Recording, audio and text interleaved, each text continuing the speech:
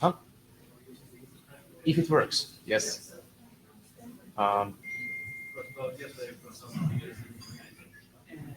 Okay. Ah, okay. I sent you the link. If it works, let's use that. If it's not, then it's on offline and rumors. I sent the link on your Telegram. On Telegram. So you should have the link. Cool. And it's also on the GitHub page.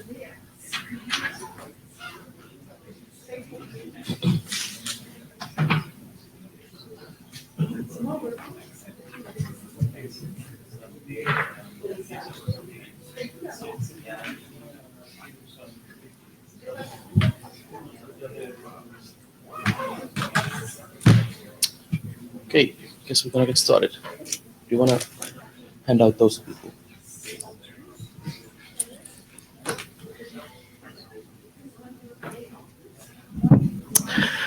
Okay, welcome everyone. Let's get started with the Thing-to-Thing research group session. So as usual, since we are in an IETF meeting, the Notewell applies. This is the short version of the Notewell. There's also now an updated longer version, essentially says the same thing. IPR rules of IETF, they apply also in the IRTF side. You are being recorded and be nice to each other. And the goals of the IRTF, it's good to remind that now we are on the research branch of the organization. So here our idea is to conduct research instead of do standards. But of course, we do a lot of collaboration with the IETF. So we are discussing a lot of things that are related to standards. But here really our goal is about advancing knowledge and sharing the knowledge about topics relevant on IoT at the IETF. So the pink sheets, or nowadays blue sheets, are going around. Thanks for volunteering note takers, Niklas and Ivalo. Anyone is also free to chime in on the note takers on the Etherpad online. Let's hope it works better than earlier this week. Is anyone using Jabber? Okay, if you can also, just in case, hang out at the Jabber room, see if we have anyone chiming in on the chat room. As usual, you will find our daily activities and more information at our mailing list. And we do share all the materials as usual at our GitHub repository. We have had one repository per meeting. You can find the information about this meeting in particular at the GitHub repo 2019 IETF106. Agenda for today, we are now in the introduction part. I will give a quick update on the research group status, what is upcoming meetings and activities. Then we will have reports from our other activities, including Wishy, a meeting we had on Friday before the IETF week, on the hackathon, and quick one on the core application site meeting. After that, Michael Koster will give us an update on the activities on IoT data model convergence, in particular one data model. Michael McCool will give us an update on a W3C Web of Things. And finally, we have reserved a quite substantial slot towards the end of the meeting for discussion about this general IoT operations, security management of onboarding lifecycle, etc. A potential for a new group or activity at the IETF for looking at the IoT aspects at large. So this is a discussion that has been going on for a while now. Original IoT Directorate, and also this meeting during the site meetings. And we'll, in this slot, would like to share some of that discussion and engage the wider IoT IETF community. So Michael Richardson and Elliot Lear will be driving the discussion over there. Any agenda bashing questions or comments?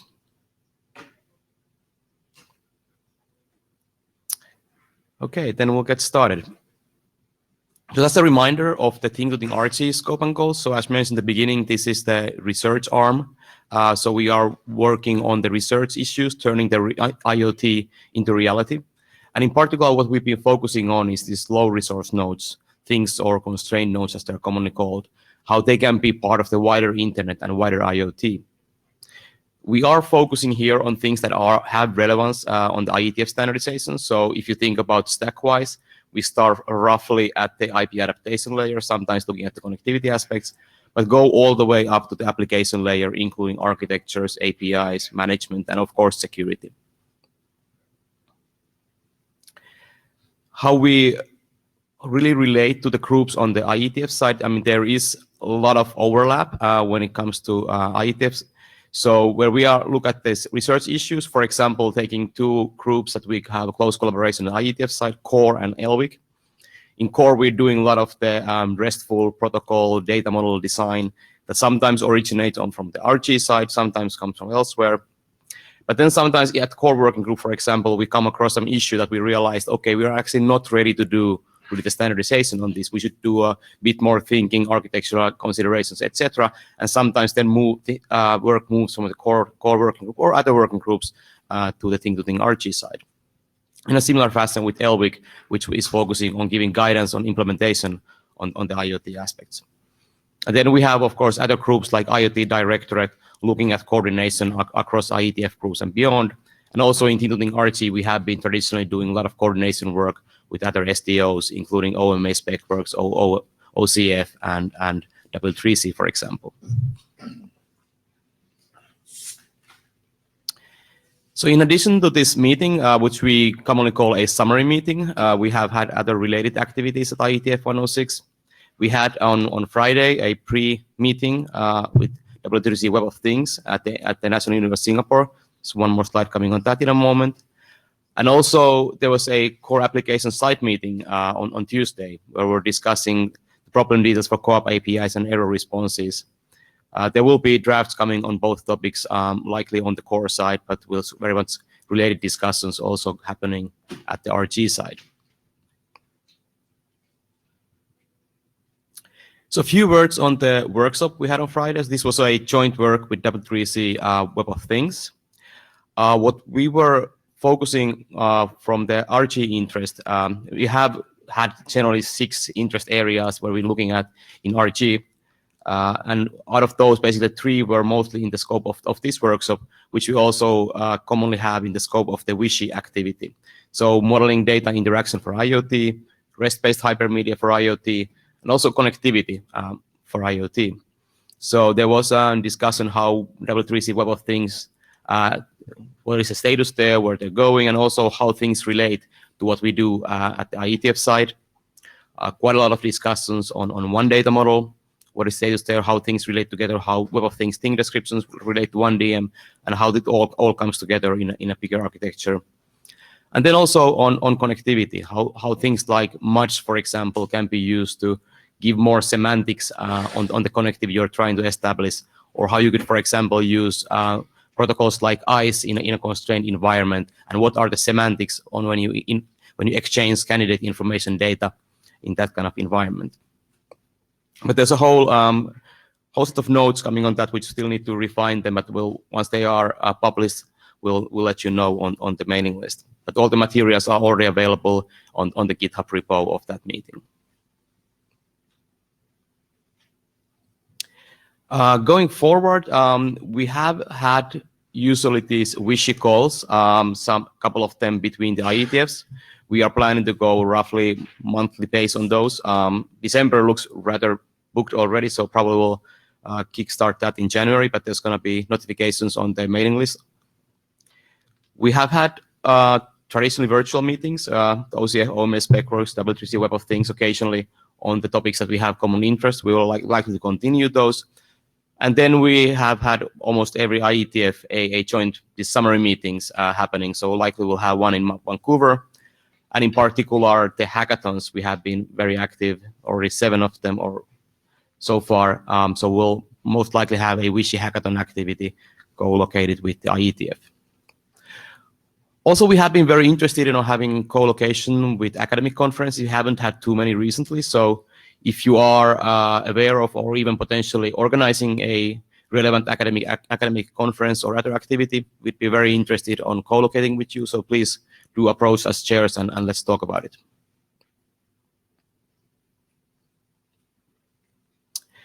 Then moving on to the status of our work.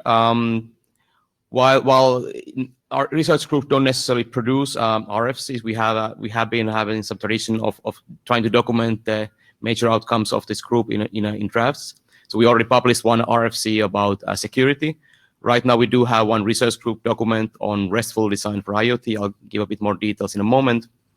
And we have a set of documents that are upcoming, are not currently research group documents, but are something that we are considering for adoption. In particular, there's one active work on Edge and IoT. We'll have a short update in a moment. Also on secure bootstrapping for IoT, UP.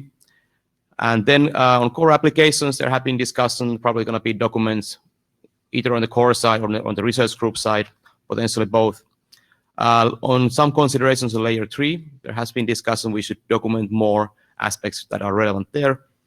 And then also on Wishy, what we've been calling Wishy nodes, we might be coming something up on in particular data model versioning and semantics area at large. So a few words on the RESTful design. So this is one of our long-running research group documents. We did an update for this IETF, added information on Coral and constrained URIs, those two technologies that are now being developed on the core working group side. How do they fit into the larger architecture and on the RESTful IoT? And also we added a mention of how use server push mechanism configured with core DynLink. So core DynLink again is a mechanism we developed at the core working group side. We are now considering should we add some more information about affordances and also on discovery side, but overall we're thinking that this has been becoming a rather stable document, not much updates coming, so we should probably do a request for publication soon and get it done with. A quick update on secure bootstrapping for IoT. I asked from the authors what's the current status. Seems to be it's rather same that was on the last IETF, so documenting the device bootstrapping terminology and relationships, identifying some common design assumptions, and investigating benefits and challenges of EAP. There was no update for this IETF, but there should be one coming for the next IETF meeting. And then on the quick update on the Wishy activity. So this is you could think of a sub-activity on thinking research group, focusing kind of on the top of the stack. So as the name implies, on semantics and hypermedia interoperability. We had two meetings between the IETFs. There was one face-to-face work meeting, because 1DM had a 3-day face-to-face meeting in Kista in Sweden about a month ago. So we had a face-to-face Wishy workshop right after that meeting. On that meeting, what we did, we focused on the 1DM topics because they were still fresh in mind, and there was some interesting architectural and research considerations to be think about. So we did think about the architecture and terminology, discussed like how we get some more alignment there on a bigger picture. And in particular, the JSON pointer and semantic breadcrumbs was a topic that was discussed in quite in detail. And then further on, the processing model, how do you handle 1DM descriptions and how you turn them into something useful in other contexts. We did also have one Wishy online meeting a few weeks before the IETF. There, our key focus was on data model versioning. So this is a topic a lot of IoT organizations seem to be hitting right now. You make your first version of data models, then you realize, maybe there are some things that should have been done slightly different way. What is a good way to support this evolution? And versioning is one mechanism what we have been using in the past, but of course it has some challenges. And in particular, in this discussion, we're focusing on what are those challenges and how are perhaps better ways to achieve the evolution aspects. So we are planning on a Wishy note on that aspect right now. And there's also a lot of material in the meeting notes from that discussion. And also, of course, one data model and hackathon activities that were focused on this online meeting. Then to give you a quick update on the Wishy hackathon. So as I mentioned, we'll be having these hackathon activities already 7 times at the IETF hackathons.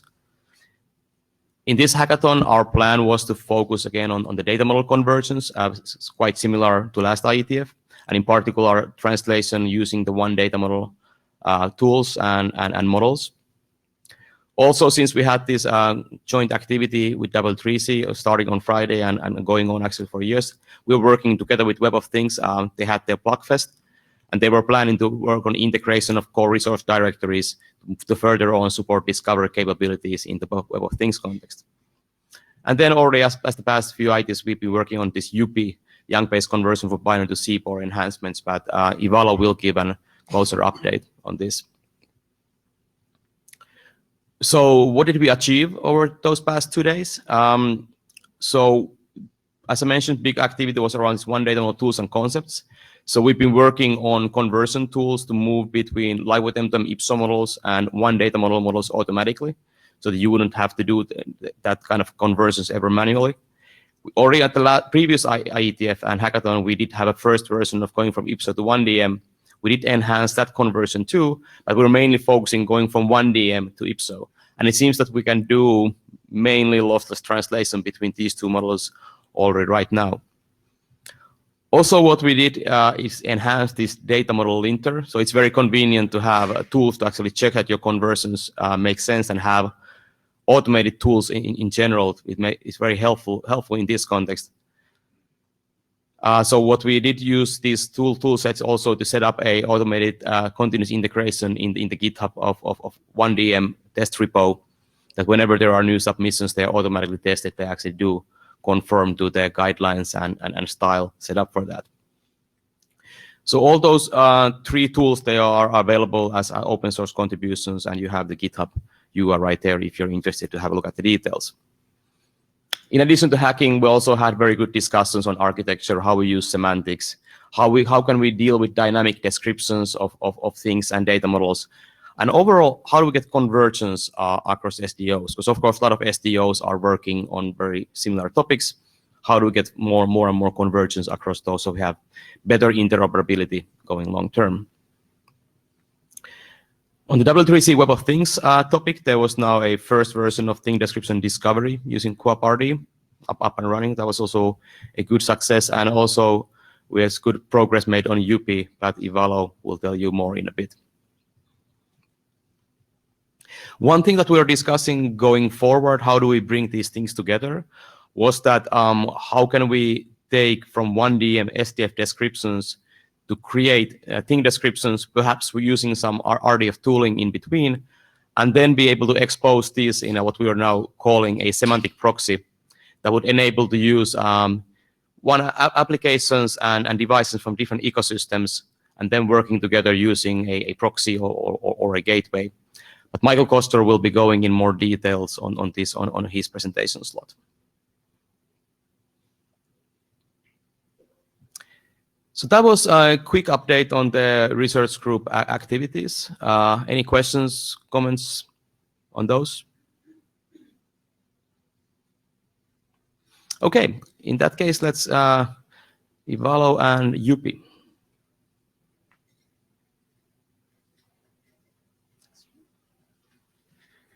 Hello everyone, my name is Ivalo Petrov and I will present you the advancement of UP. So a little bit of context. In some networks like AP1 and other constrained networks, quite often we use binary formats in order to send data. And it could be Modbus, it could be some other proprietary formats, but those payloads are rather difficult to use in other systems. And in order to improve interoperability, it would be good to have a common way to express how the binary data could be parsed into JSON, CBOR, or something else that different systems could use directly. So this is the goal of UP, and what happened during the hackathon was I implemented part of the encoding. It worked well, and there are still some parts from the encoding that are not implemented, but so far there were no difficulties. I looked how we can express parsing QAP and different other different formats in UP, and the autoencodings are rather unattractive, so to speak, but I think I managed to get that done using expats, which are part of Yang. So no magic there.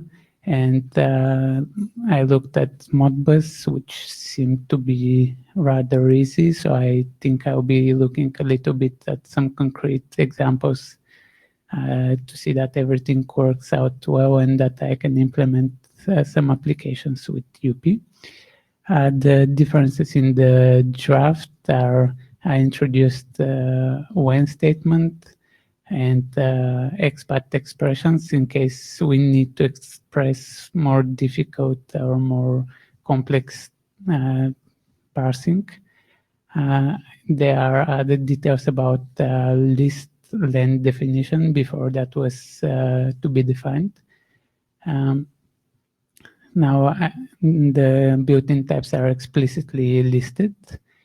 There are details about how string values could be mapped to numbers, namely using enumerations, and try to improve the readability by moving some things around.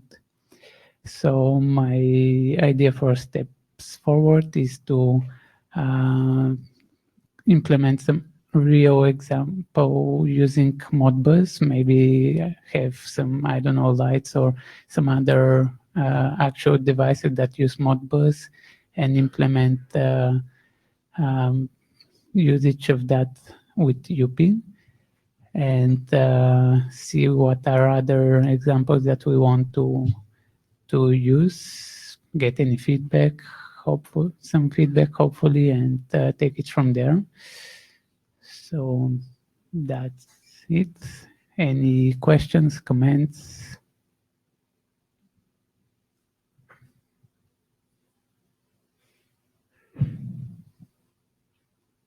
Okay, thanks, Ivela. Do we have next, Matthias? And Matthias, actually, we are well on time. So we are actually well on time, so no need to rush. Okay. We are well on time, I heard. I'm Matthias Kovac. I'm presenting the IoT Edge Computing Draft, also on behalf of my co-authors.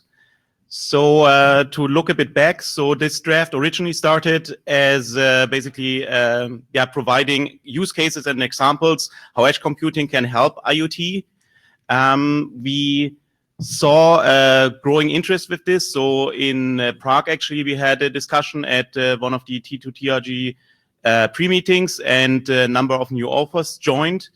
And in the last meeting, this was then actually also merged with already existing work. So Dirk and Yves did some work on a survey of edge computing and a gap analysis. This was merged in the document. So basically what you can see is that the draft has evolved quite a bit. So starting from just listing, okay, the interesting use cases, we actually moved forward to some gap analysis, which should be the ultimate goal of this draft, basically to identify white spots. Is there something that needs to be done so that edge computing becomes really useful for IoT? So what are the major updates for the version that we submitted shortly before this IETF? One part of the work actually went into operations. So we converted everything to Markdown and moved to GitHub because we now have actually quite a number of authors around the globe. So this smooths hopefully a bit the way forward to work on this. The major changes that we did is one is that we moved from the edge architecture that was originally described in the document to models. The reason is we do not want to promote or preclude certain architectures, but it's really about, okay, this is what you find in the wild, and this is how edge computing is useful to solve your IoT problems. And the other major change was that, we moved from showing just, okay, those are use cases, this is what you find out there, more to a function analysis. So we really want to see, okay, what are those functions that you need from the edge? So Carsten had a very nice example that, for instance, the smartphone became a very good device to configure new IoT devices. but what is the equivalent? What is the box that we use, for instance, if an IoT device needs to store data, maybe needs to offload some computation? How do you do that? Other management functions. A new hot topic in general is onboarding. Maybe there's also some benefit if you have this, for instance, on-premise. And this is what we want to do ultimately, to basically look at what are the different functions that you need, and then do this gap analysis or show the white spots where there's potential work for IETF. So we met at this IETF, so the authors met, and we discussed basically several to-dos. So we have quite some homework for now. So some of the things need to be written better out in the document to actually arrive at these goals. And we set ourselves a timeline. So we want to update the draft with what we discussed by around Christmas, so that we can actually gain feedback and get some reviews in early next year, so that we can get out a new version that then includes this feedback by next IETF. May I ask the room who has interest in reviewing this document? And then maybe someone who can note this down. See, 1, 2, 3. Matthias, I'm also interested. Okay, cool. Thanks, Michael. In fact, I'm interested in participating more actively. I'll probably be at IETF in Vancouver as well. Okay, very good. Can you put up your hands again, because I would like to record names, Marie-José. Right, and Michael No McCool. facial recognition. No facial Eric, recognition, so you Elliot. don't know who we are. Yeah, and Michael McCool. Thank you.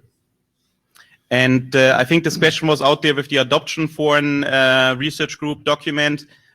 Since we had quite some change and also want to implement this change more clearly now, we decided let's get a few more versions out there that we are, as authors, are actually really happy with it, and then post these questions again. Eric, not Mark. So there's an open source or a set of open source projects happening under the Linux Foundation as part of something called LF-Edge. So since I'm working in that space, I'll take a look at, terminology and other things that might be able to harmonize a bit. But I had a question about the draft. So the draft, I see it has a few use cases in there.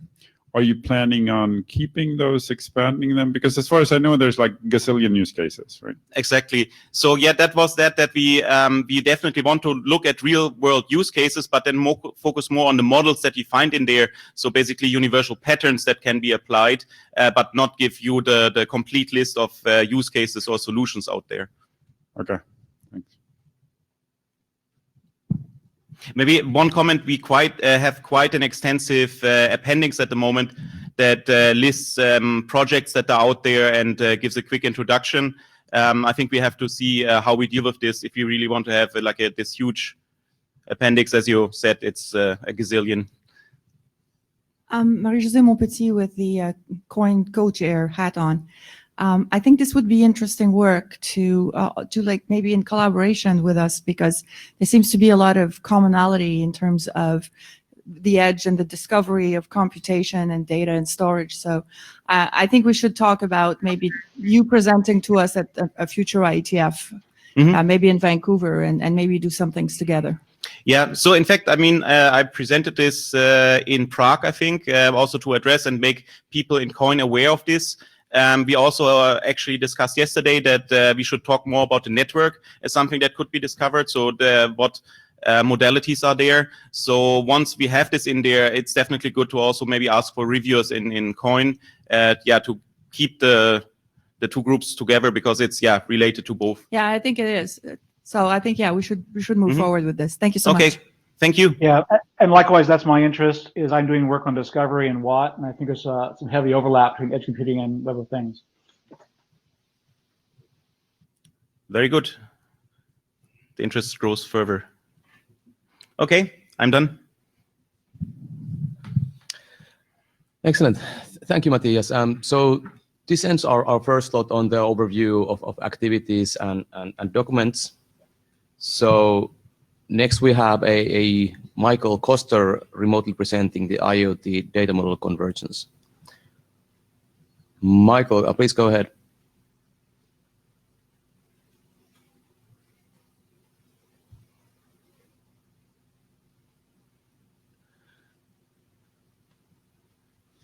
And Michael, if you're talking, we cannot hear you right now.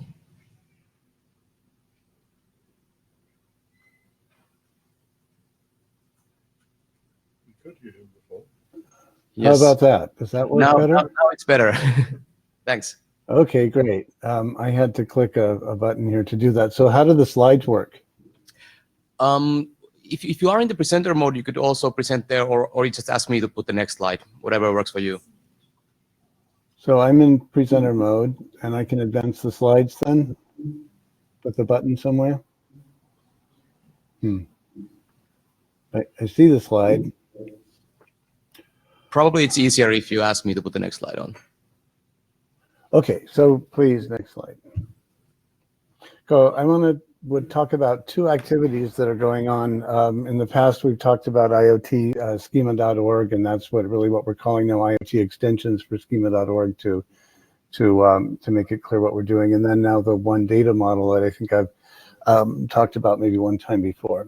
So slide, please.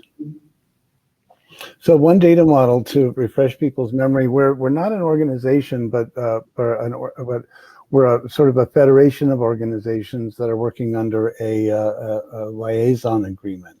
And initially what we're working on is a common language for how we express semantic models for IoT that's simple enough to be usable by application domain experts. So you don't have to become a modeling expert. And also eventually we want to use this for converging the definitions of common IoT device types, so that someone wanting to create a device type using some common patterns has a model that already exists. Right? Next slide, please. So the history is it came from in the fall of 2018, so we've been working about a year. And there was a good cross-industry consensus that common data models were what we really needed to go after as the next key inhibitor for IoT growth. So we work in the open mostly. We work, at least the tools are in the open in a GitHub repository. And then when the models are contributed, they'll be in the open as well. Next slide, please. So right. So what we're doing is first creating the language, as I mentioned, and then we're creating a representative set of models, sort of a set of models from each contributing organization or vendor to sort of pressure test this language. And once we get that done, organizations are going to contribute models for sort of down selections, what we call that, and then there's going to be a process for publishing these models. Next slide, please. The status, okay.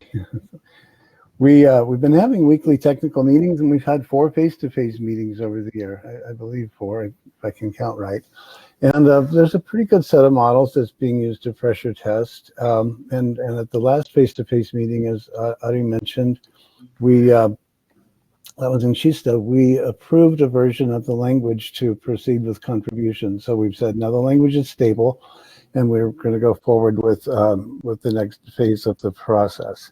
And we've set up an area for contributions to be uploaded called the playground. And we're also setting up, as I mentioned, some CI and some more formal contribution areas. Next slide, please. The outcomes of this, really one good outcome is we've all agreed to publish our license models into the open source license, the BSD3 clause license, which is a very permissive license. As I already mentioned, there's a lot of work that they've done in tools and translations already. We have some SDF models for DOT, which is Zigbee Alliance, lighting and energy we're working on. We have some SDF models for OCF appliances in progress. And OCF, since they're sort of using Swagger as an underlying language, they see this as an alternative to having developers use Swagger. This is an easier entry point for developers, pardon me, to come in and create and maintain models. And they're working on a similar thing as with Lightweight M2M, some automatic mapping between OCF and 1DM. Next slide, please. So what we're working on practical IoT semantics. What we mean is what are the things we need to look at first to get things hooked up in a way that they're interoperable? And so we're addressing, we know we need to look at the affordances of devices. We also need to look at their behaviors and the context of, but we're really starting with the scope focusing on affordances. First, because we have device vendors involved, and then also that's really where we need to try to normalize first, because that's where a lot of divergence is today, where people are doing things in a similar way, but different enough to not be quite interoperable. Next slide, please.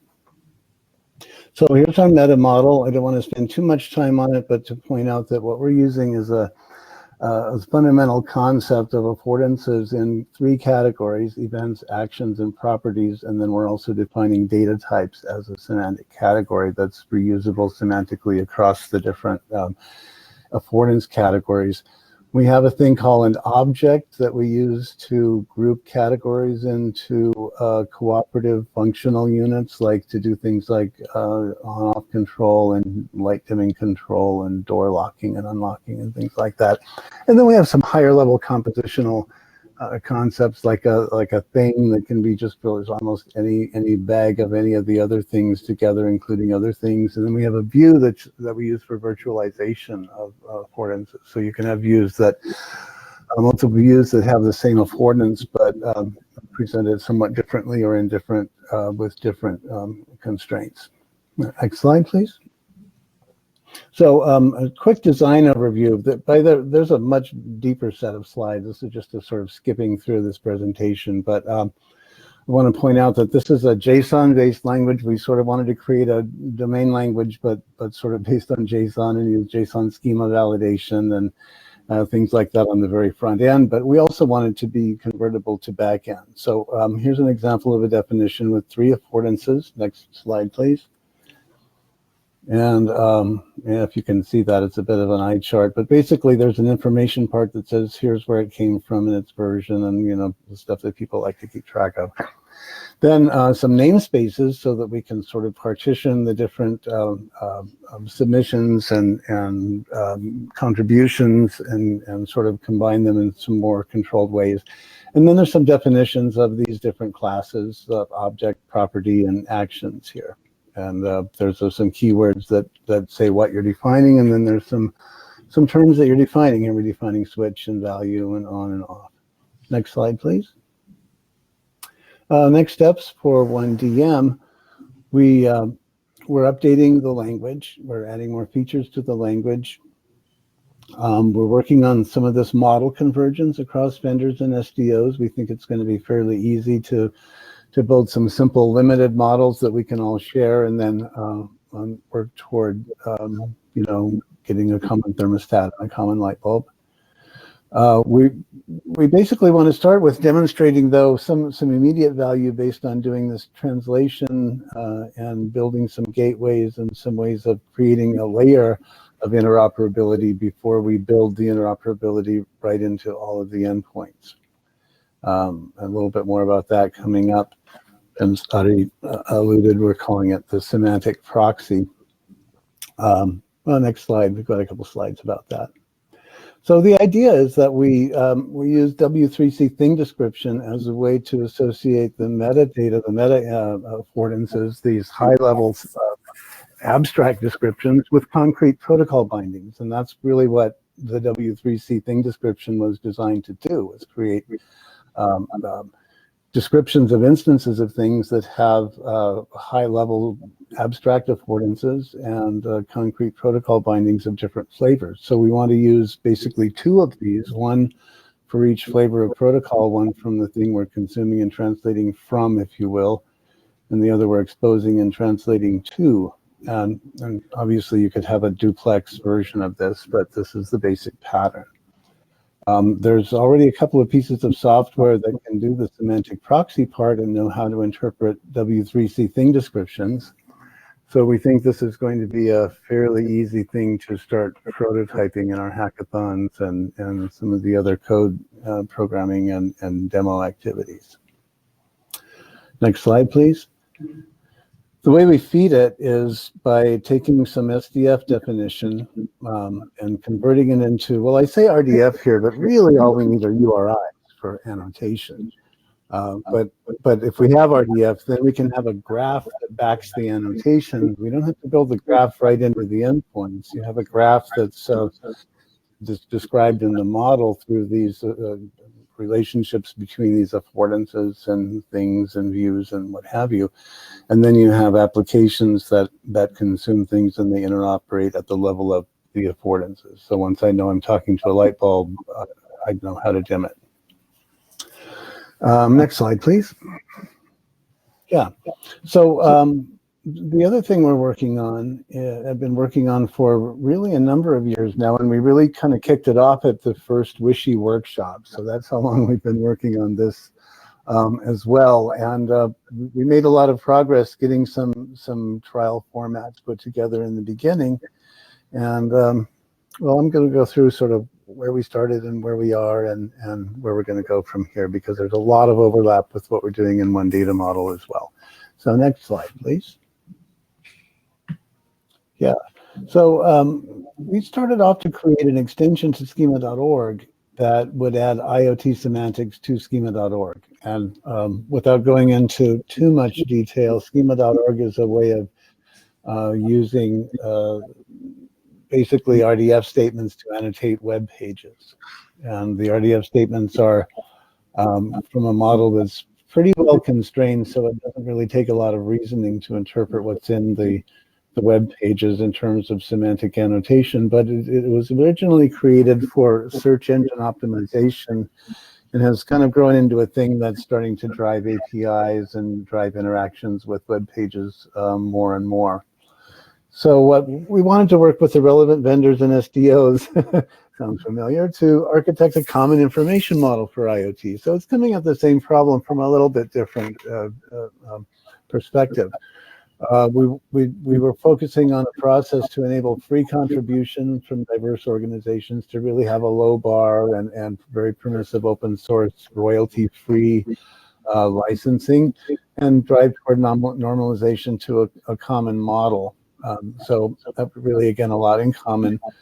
We wanted the domain and subject experts to be able to work with the tooling and not have to become experts in the semantic web in order to create models. And we wanted to work on practical integration with schema.org so that existing tooling and that can be easily adapted and extended to work with IoT stuff. So next slide, please.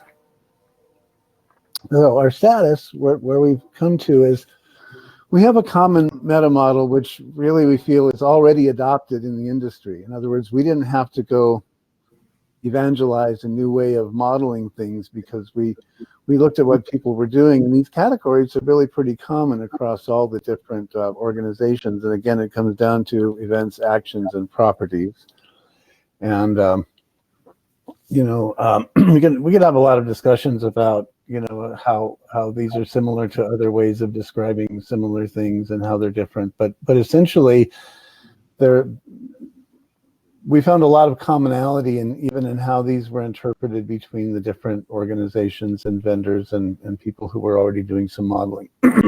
So the other thing we wanted to do in schema.org though is connect them to these other ontologies, if you will, vocabularies such as the Geneva VSS schema work and BRIC schema that are being done in W3C, and also the SOSA and SSN. So since we have an RDF base, we can build graphs that include other concepts and other types of descriptive linkages.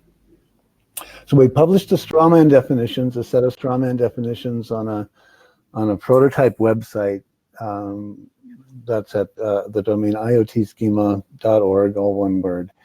And we've published some definitions from some common IoT capabilities, and we've been using them in the W3C Web of Things and in the Wishy work, in the hands-on plug fests and in some of the examples and evaluations. All right, so next slide, please. The meta model for the IoT schema extensions is very similar to what you're going to see in Web of Things meta model, as well as what we built in 1DM. There's basically some interaction patterns that are events, actions, and properties. What we've done in IoT schema is wrap them up in a very similar functional element to what we were calling an object in 1DM. This is what we call the capability.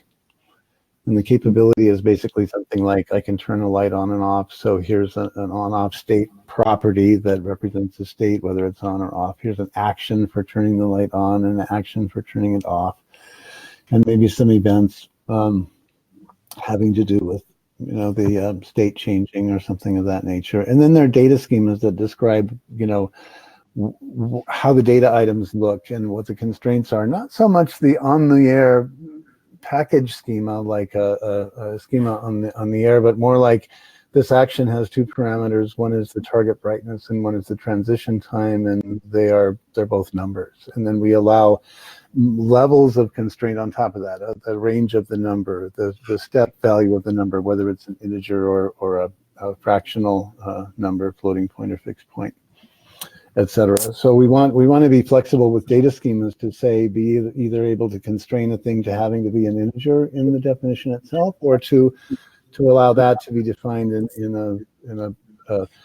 an adaptation layer and a protocol binding is what we call them. And so we'll see more about protocol bindings with the Web of Things work that Mukul will be presenting right after this.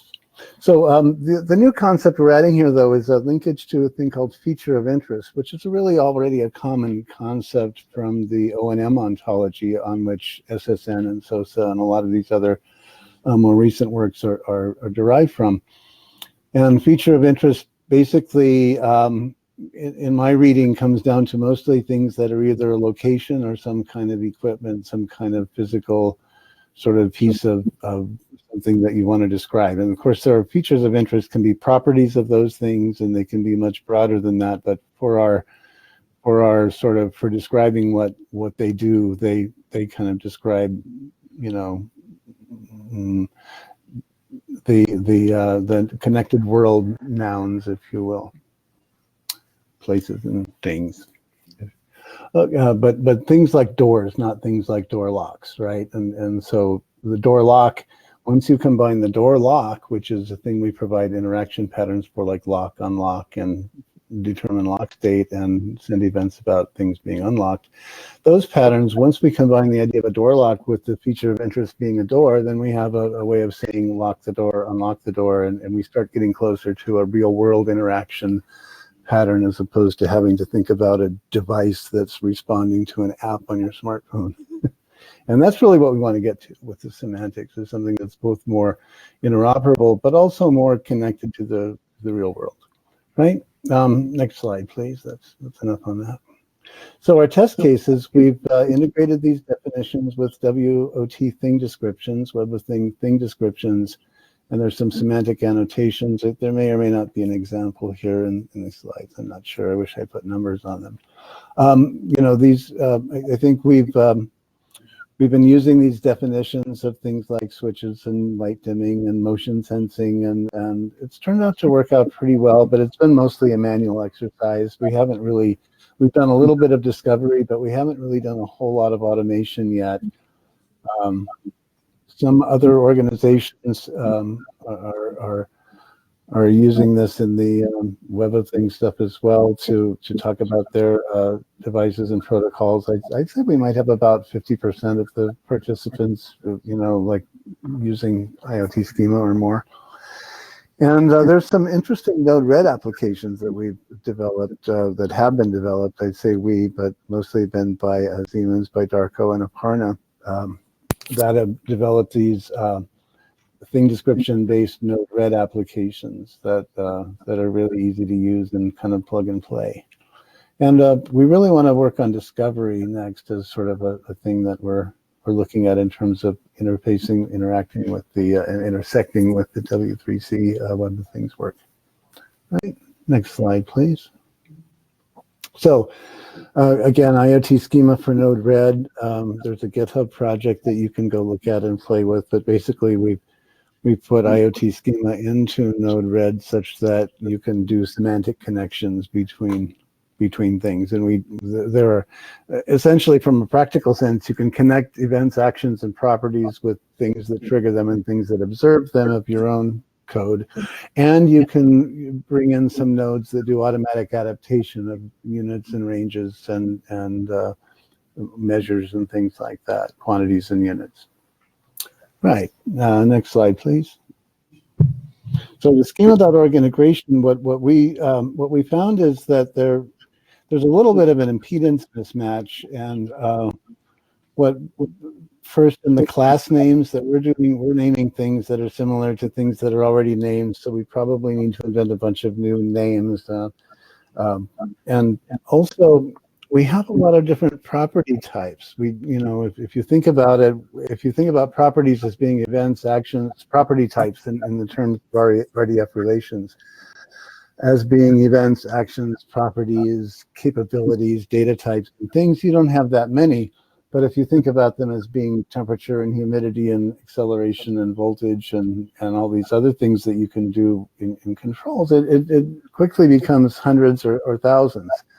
So what we're looking for is a way that we can do some layered connection to schema.org so that a schema.org application can discover that it has some basic things that it can do, but then it might need to have some extra awareness in order to know how to actually do some of these things and manipulate these. It'll need to be able to go to another level. Just like if you wanted web software using schema.org today to understand which venue you're talking about, and the basic pattern is there, but then you still need software that's able to show different arrangements of seats in your stadium, etc. The same thing with IoT. You'll need software that'll deal with different types of cameras, for example, and doesn't have to assume all cameras are the same, because you have some annotation like thing description to tell you what affordances are there and what you can do and what you can't.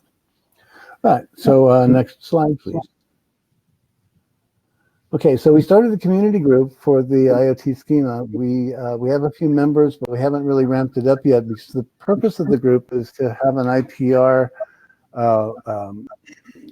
venue, if you will, for accepting contributions. So what we're hoping to do is sort of combine this with the one data model work, so that we can use one data model as a front end for entering schemas, and then we're hoping that we can all use BSD3 clause and run the community group as a way to accept contributions and publish things on the IoT schema side. So one data model will have its process of down selecting things, and then we'll have another process of accepting those or other types of definitions into IoT schema for publication there. Right? Next slide, please. We're getting close here. So, right. This is really just more of the same. We're aligned with the meta model. We expect to be able to use the one data model language and tools to make to provide this developer-friendly front end, so we don't have to duplicate that work.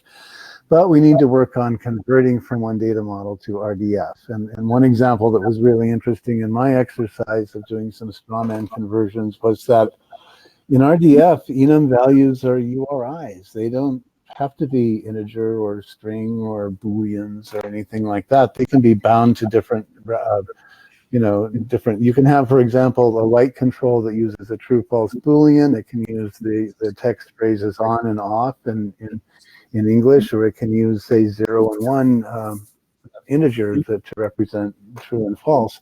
And those can all be described by the same URI enum, but they can't be described by the same JSON schema enum. So we're thinking about how to deal with conversions there, and there are a couple of issues like that become interesting.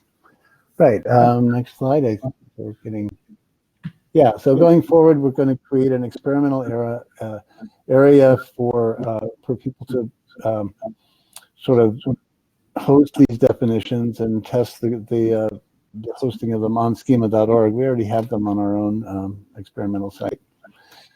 Create namespaces. Have some kind of CI process, and then have a way so that when someone uploads definitions, they can immediately dereference them in their own namespace and not have to wait until things have been argued about and accepted, so that we have some ways that get some traction immediately on. That seems to be the biggest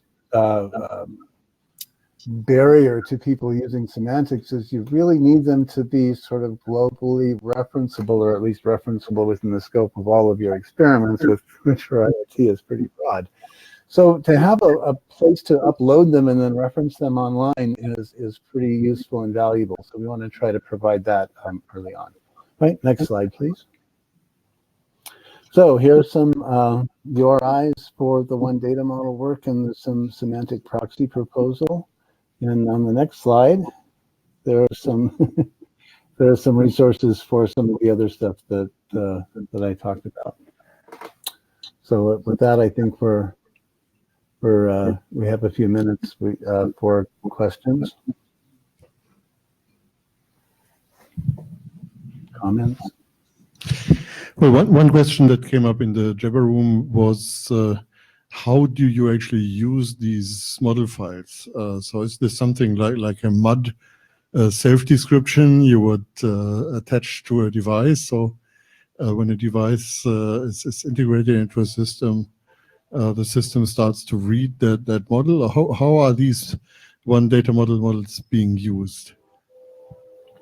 So they're being used and will be used as semantic annotation for a thing description. So in that sense, yes, it is. They're attached to a description of a concrete thing, an instance of a thing that has network addresses and security protocols and things like that. And they're basically used to orchestrate the connection of an application to a connected thing, and it's understanding how to use the connected thing. So in that sense, it's a sort of complementary to something like a MUD file that kind of describes for a different actor in the system what to expect from a thing. A MUD file describes to a network actor what kind of behavior to expect. This describes to an application that wants to use the thing what kind of affordances and again, it's through common terminology that it does that. So it needs to have an understanding of the meaning based on terminology. And so in that sense, it's also similar to the MUD files. There's a schema for a set of terms and a set of concepts that are used to talk about what this device has, is, and does. Yeah, so if I can comment on this, we discussed this at the workshop last time, and I think one way to think about it is an SDF file, it's kind of like a class definition for a set of products, like our product line. A TD file is a description of an instance of a device. So it has all that, the modeling stuff, plus things like IDs and protocol bindings like URLs and whatever for a particular device. I think MUD describes kind of the system network configuration. So it's like how the routers are configured for both security and quality of service and so forth. I do think one missing piece here is how do you configure orchestration? How do you configure the system? How do you set networks of devices to do a certain task? And that's something that we probably need to think about a bit more. But one thing we've been looking at in TVs, for example, is using links for that. But maybe that's kind of an indirect way to do it. Maybe we need a more direct way to do metadata for systems. Hi, this is Eve Schuler from Intel. Thanks for the presentation. It's great to see how far you guys have come in the last year, or since the last time you spoke about this. Similar to some of the other questions, it would be really great to see an example of how things come online and how it maps to the various parts of the architecture, and when things get called. So really grounding it in an example where these different pieces get pulled in, that would be really great to see in an upcoming talk.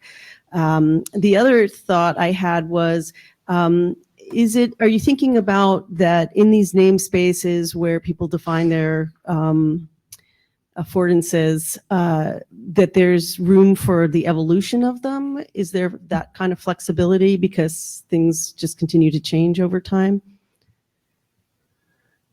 Oh, that's a great topic. Because really what we're discovering is that the normal mode of things is going to be, evolving and not so much static, especially just for the next sort of whatever time period. So there's been a lot of discussion about how to enable innovation and things to evolve and not sort of keep them fixed, while having interoperability and not breaking interoperability. And so some of the versioning discussion covers that, and just some of the basic, how do we build and partition models? We make the pieces small enough so that if one piece needs to change a lot, it can be substituted with a different piece. And we're really just learning about that. So that's really one of the ongoing topics, I think. Oh, so I think I'll amend what I just suggested earlier, which is I'd love to see an example sort of from beginning to end, how somebody using these components would actually tie in with them, just grounding it in a use case. I would even go further to say, and then what happens when things get changed? Let's include that part of the example as well. But anyway, enough for now, but thanks very much. That was great. Thank you. This is Elliot. Eve, stay tuned. This is a pretty big topic, actually, that you just hit on. It's actually a really good one. We have a lot, this is the IETF, right? We like building blocks. And actually, so do other SDOs. Building blocks are nice and easy to build, right? So the question is, how do you put them together? Right? This is a topic that I'm about to delve into in just a few minutes, so I just want to say stay tuned.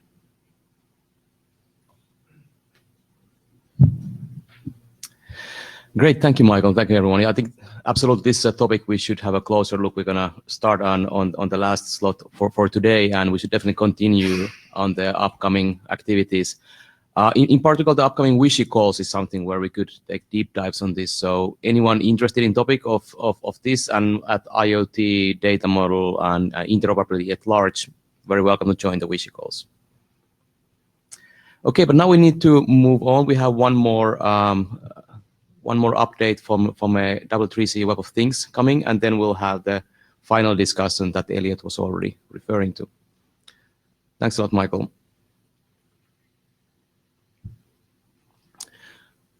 Okay, so Michael McCool, please go ahead. Okay, you guys can hear me okay? Yes. Okay, so these slides look familiar to some people who are the last IETF. So I'm actually updating a slide deck that was done before, and I've highlighted the changes. So basically, Web of Things is progressing, and I'll give an update on the status. The next steps parts relate to our new charter and items that we're going to be working on over the next 2 years. And in particular, there's some items of high relevance to this discussion, including discovery and interoperability. So anyways, like any standards organization, we're looking at enhancing interoperability. And we actually have two working groups in W3C. The interest group basically does research and pre-standards work, drafts, and so forth, and also validation. And that was renewed for another couple of years in October. And the working group just finished their last charter. We just delivered our candidate recommendations that should go to PR by the end of the year. And we have a draft that's been submitted and is in process right now, being voted on for a new set of work items and deliverables over the next 2 years. And I'll discuss that at the end of this talk after giving an update of where we are. So I'm going to go pretty quickly through the background and the current status, assuming people have seen some of this before, so we have more time to spend on the new items. Next slide. Right, so the basic deliverables of the last charter were the things you see listed here: thing descriptions, security guidelines, scripting API, and binding templates. So the main deliverable here is the thing description, which has already been mentioned. And basically, this is the metadata format that describes the interaction model or affordances of the devices. This interaction model is actually closely aligned with IoTschema.org and actually SDF.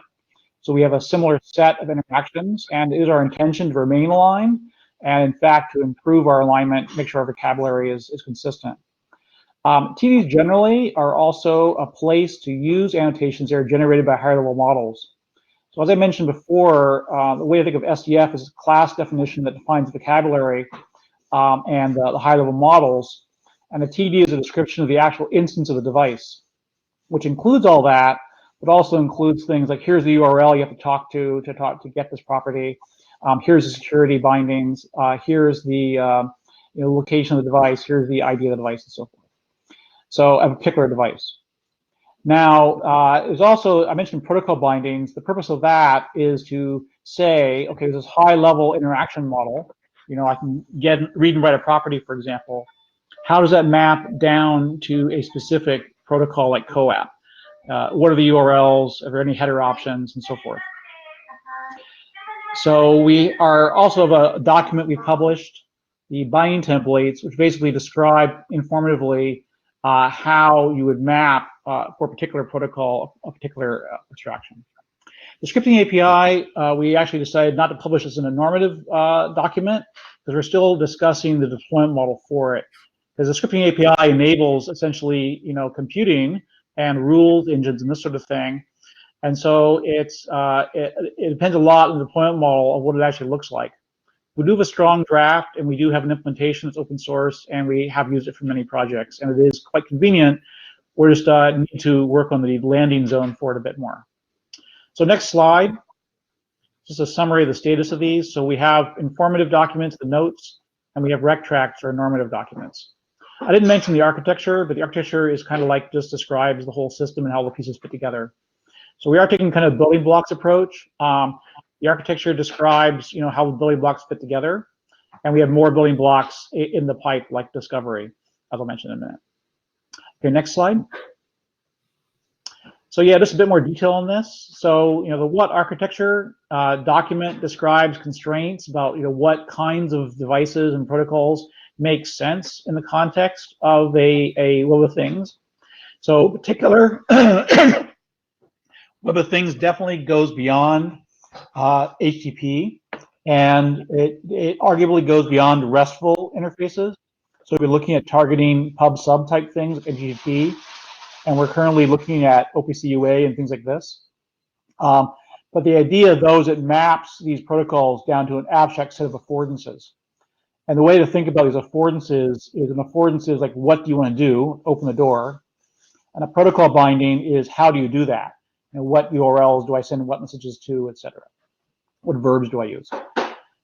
So you can see a thing description example over here, and it's just a JSON file that describes various things. Now, I actually want to say it's actually more specifically, it can be interpreted as a JSON LD 1.1 file. And JSON LD 1.1 has the advantage that you can import it into an RDF database and manipulate it with RDF things. However, we were careful to avoid a dependency on RDF. So not everyone wants to deal with RDF, and we didn't want to create the expectation you have to understand RDF to use thing descriptions. So you can treat it like a regular JSON file, and that's totally fine. There's many use cases that just do that. However, the at context there describes the version and the vocabulary that's used in this, and it also allows us to pull in extensions. So for example, if you want to use vocabulary defined by IoTschema.org, you could define that IoT vocabulary and start using terms from it like IoT Lite. If you wanted to use a vocabulary defined by an SDF file, one approach we're looking at is compiling SDF down to RDF and then importing the vocabulary just like you would do here for IoTschema.org. So that's how you connect these two together. And then if you then imported the thing description into a database, you'd be able to interpret all the information from both SDF and the instance definition. Next slide. Right, so then the notes, we have actually a pretty big document on security and privacy. It's guidelines only. There's also a best practices document, which is more aimed at what you actually need to do to build something that's reasonable. One thing worth saying is thing descriptions are descriptive. So they describe what's out there, including brownfield devices. But there are brownfield devices that don't do a very good job with security. So to describe those things, you have to have a descriptive power to describe things that don't have good security. We also want to encourage people to do good security. So we have a best practices document as well that describes what you should be doing. And one thing we're actually looking at in our next round is profiles that are a bit more normative about what you should be doing. Anyways, the scripting APIs I mentioned is, we're talking about various landing zones for that now. Next slide. Right, so mentioned just in LD101, we also have a stream looking at various security protocols, and we're looking at expanding that. But you can add new security protocols with the semantic extension mechanism. And yes, and we currently mostly look at HTTP and CoAP, and we're now and MQTT I think is partly supported. We're working on more of that, and we're looking at further things like OpenCU in the future. Okay, next slide. Okay, so here's what I want to kind of spend at least 5 minutes of my talk discussing. So this is our next 2 years, and we got a bunch of things we want to work on. Now, the most important things here are probably the interoperability profiles, which has its own normative deliverable, discovery, which has a normative deliverable, and then things like the protocol vocabulary bindings. So we're going to be doing a lot of work just extending things to new protocols like OpenCUA and obviously fixing up MQTT and so forth. We're also, under profiles, one of the issues is that thing descriptions are open. They can describe lots of things, including things in the future that might appear, right? The trouble is, if you want to implement a system and say it's compatible with WebOfThings device, or go to a store and buy a WebOfThings device and bring it home and have it work, right? You need to have a more finite set of requirements for what does it mean to implement something that can read any WebOfThings device or talk to it. And so the idea of profiles is we would have a finitely implementable subset, so have a profile that says you only have to support these 3 protocols or whatever. And so we are working on this core profile that sort of is, the minimum requirements for something that if you satisfy this core profile, it will interoperate out of the box. So under discovery, we are basically, we had a document we worked on in the hackathon that you can look at, but it's still very early. But at a high level, I want to say we would like to really avoid reinventing the wheel here. So it's very, very important that, and we have the full intention of working closely with IETF, looking at existing standards. But I do want to say at a high level, the architecture we're looking at is to divide this into 2 phases. And actually, before I say that, I want to say we're actually looking at both local and global. So by discovery, I don't mean broadcast something on the local network and get pings back, that kind of thing. Don't assume that. By discover, I mean, how do you get access to the TD metadata? Like, how do you find it? And that could be a global problem, like on the internet. If you're looking at like a smart city and you want to find services to handle traffic, it might be local in your home network. Finding the lights and the light switches. So we want to handle both those contexts in a consistent way. And we also want to highly emphasize privacy and security. So we want to have a privacy-preserving architecture. So the general strategy we're looking at is to divide the problem into 2 parts: introductions and exploration. Introductions would be first contact protocols, which basically is what's the very first thing you do when you're in an unknown network. And then exploration is finding and getting access to detailed metadata about the available services. And between those 2, you have to have an authentication process so that you're only giving out that detailed metadata to people who have authorization to it and the right to use it. And so the idea is the introduction protocol should be privacy preserving, should be open, but giving away as little as possible. And in fact, what we want to do is just have introductions point at a directory service. The directory service then requires authentication and authorization with the appropriate access controls, and then you can do the search. This also prevents things like denial of service attacks because maybe metadata searches can be expensive. So that's the general protocol, but we have many candidates for both introductions and for directories. We also have many different ways in which you could do queries. from simple keyword search or location-based search to full semantic, Sparkle endpoint semantic queries. And you won't necessarily implement all of those in all possible devices. So we, however, have two years to discuss this, and we are currently in the process of gathering requirements and understanding use cases and surveying the landscape and figuring out what makes sense. We did do, a deep dive onto core resource directory. It's certainly one of the candidates for things we're looking at for like directory services. Likewise for introductions, things like DNS, DHCP, things like that are also quite reasonable introductory mechanisms. I also feel there'll be more than one way to do this, especially for introductions. Many different styles of introductions could point to the same directory service, and that's totally fine. Different contexts may require different mechanisms for first contact. For identifier management, there's a group in W3C that is looking at the whole process of decentralized identifiers. And this is also an issue that is closely related to privacy. How do you deal with mutable identifiers, temporary identifiers, non-global identifiers, locally scoped identifiers, this sort of thing. And actually, what if you want to change the identifier on a device to like break tracking? How does that happen? How do you notify people of updates? Not mentioned here actually is onboarding, which we're looking at. But I would say the primary focus in the past has been during operational phase. I think when we look at discovery, obviously we're looking at discovery phase. One of the first things you want to do when you onboard a device is you got to discover the places you can onboard to. So I think they're closely related. And obviously to do access controls, you need to have keys and so forth being provisioned. So we're going to be looking again at the lifecycle and probably touching at least on the onboarding process. And again, there's a whole set of standards we figure out to be consistent with.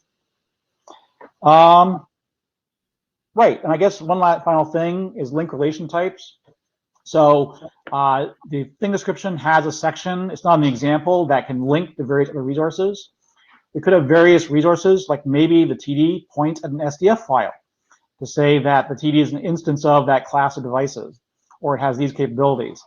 It could also be, as part of orchestration, a light switch might be associated with light, and you might have a link for that. But we don't have any standard link relation types. And of course, there's a set of link relation types in INA, but there is a huge number, and it's not clear what's used for which purpose. So we want to be able to clarify that and define what relations to use for what purpose. And complex interactions, finally, that's one more thing. We're looking at, currently you can use thing descriptions for like hypermedia-like controls, but it's not obvious. It's not obvious what happens when you post a new resource on a device. Does it change the thing description, or does it just appear as a new thing description that is dynamically generated? So we want to clarify that by providing basically guidance and examples for complex hypermedia-driven controls. Okay, well, I think we're over time, but maybe we can have if the chair's one, I can have some questions. Okay, thank you, Michael. Any quick questions, comments, reactions on this?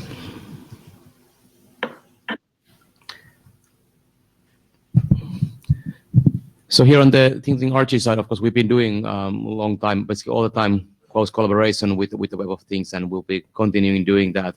We have a lot of common interest when it comes to the interoperability on the data, on the hypermedia, on security, etc.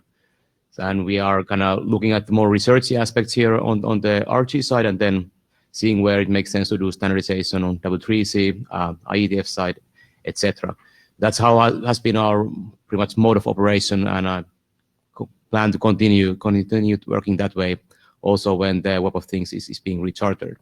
And you can see having us common activities on the hackathons and on wishicals, etc.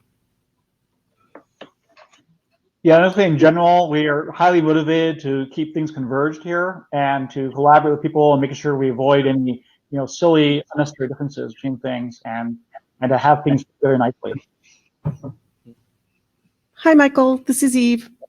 Yes. Can you comment on? I know there's a lot of discussion about kind of IoT-centric convergence of things, all the different SDOs that are focusing specifically on IoT, but there's a lot of work inside of the IETF that could benefit from discussions around directory services. And so can you share some of what you're thinking about DNS and the resource directory, how that sort of aligns or not? Right. So I think a lot of the existing directory services, let's say, provide an index of links, and the thing descriptions provide more complex, graphs of metadata. And so I think that a lot of the existing services, have like basically tagged links. And so I think we need to expand upon that. There's actually a thing called a data hub in the core that gives you access to more data. And something we're looking at is combining resource directory, which is a set of links, to that. One thing we want to avoid doing generally, though, is just broadcasting metadata like this is an insulin pump, because I wouldn't want necessarily everyone to know that I have an insulin pump. So I think that we need to think about what kind of relation types we want to support in public directories versus private directories behind authentication. But we are looking at DNSSD, DNSSRV. We're looking at DHCP. We're looking at Core RD. But a lot of those really are best at linking to places where more detailed metadata can be provided. As far as directories, we have prototyped directory services that can do things like semantic query. A relevant standard there is Sparkle, which allows you to do federated graph searches.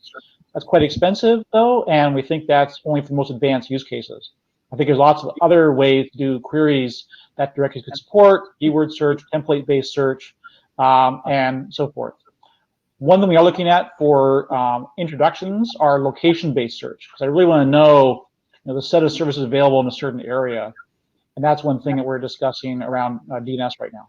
Okay, I see a question on the floor. Yeah, hi, this is Elliot again, Mike.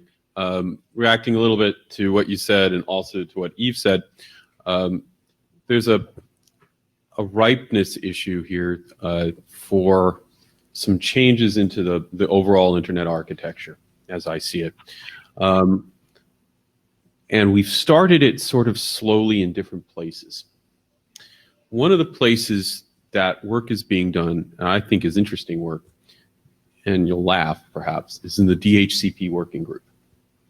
What they've done is they have taken DHCP parameters and created a Yang model for them. Now, Yang isn't usually the sort of stuff that W3C deals with, but the nice thing about Yang is that you can serialize it. You can serialize it in various ways. Once you can serialize it in a way like JSON or XML, however you want to serialize it, you can do other things with it too, like sign it, encrypt it.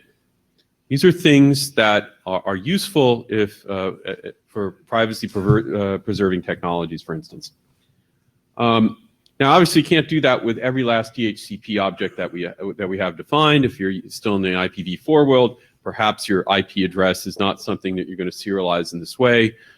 Maybe, I don't know. It's worth thinking about. I know they've done a lot of work at categorizing some of these things the last couple of weeks. Now, that ties to the trust anchor discussion that I think we've been having quite a bit of. And we have other building blocks along those lines to leverage, one of which is EST, enrollment over secure transport, another of which is EAP, believe it or not. You can look at this in other contexts. The key point there is that if you want to gain parameters, if you want to exchange information about devices, right now we have a lot of challenges in establishing trust anchors. And so this is an area where the network infrastructure can play a role. It's up to and it also plays into another aspect that we're hearing a lot of in the industry, which is zero trust networking, the basis of which is you should declare yourself and allow for establishment of trust as a first-class component rather than trust being assumed. And okay. So, I'm sorry. Mike, go on. I'm trying to make a list of things to respond to. Maybe you can unpack and answer a few of the questions, and we can continue the discussion with further topics. Okay, so just about the Yang versus whatever. So one other work item that I want to get off the table is there's Yang, there's CBOR, there's JSON, there's XML. There's various ways to transmit data on the wire and to encode metadata. I would like to see it all interoperable and have a common data schema. And a lot of people use an extension of JSON schema or various different extensions of JSON schema. I love to see that cleaned up so we have one way to declare data models for any serialization. And things like Yang is just a choice of serialization of our information model. And we still have the information model. So we want to export things in JSON, that's totally fine. I think, a lot of MUD stuff is done around Yang. I would like to see that not really matter so much as it's just a structured information that's available. Regarding trust anchors, I completely agree. I think that we need to think less about onboarding to a system and onboarding and thinking about establishing trust. What is the way we establish trust in devices? And so privacy is a lot about who do you trust, and we need to figure out ways to make that happen, right? Okay. All right, maybe I'll stop there because this is a pretty broad topic, and it actually leads into the next topic. Absolutely. Yeah, well, go ahead. Yeah, so exactly, I had the same thing in mind. So I think this links very nicely to our next topic that we've seen. So Michael, did you have any final conclusions you want to share before we move on to the next slot? No, I just want to say that we had a discussion about MUDs, and I think I want to get that aligned at some point too. Be all on the same page with MUDs and TDs as well. Okay. Absolutely. I think that we should take that, for example, one of the upcoming Wishy calls, take a stab at that topic and see how we can find some more convergence, common tools, common ways to get more interoperability. I think that will be a very interesting topic. Let's take a note of that. Okay. Okay. Thank you, McCool. And then off to our final topic. You saw something along these lines on the agenda. It's related to these discussions that we have had over the past few months or so, and now we're basically talking about what all of these different activities that we have around going on IoT. How should we perhaps have? Where's the right fora have this? What is the right structure and groups? Should we have more side meetings, interest group, new working group? How really go forward on this discussion? Have been a lot of discussions over the week, and IoT Directorate, etc. But now this is discussing at large with the IETF and IRTF community. And Elliot kindly volunteered to take a lead on this discussion. Okay, thanks, Ari. Okay, so I'm Elliot. I represent only myself in this discussion. I'm not trying to represent any ISG view or any other view. I'm not a member of the ISG. I'm not a chair, blah, blah, blah. However, I have been convening some side meetings, and in one of those side meetings, we had an area director show up, and we've had some discussion on lists about a perennial topic at the IETF, which is how do we organize around IoT. So this discussion is about that. As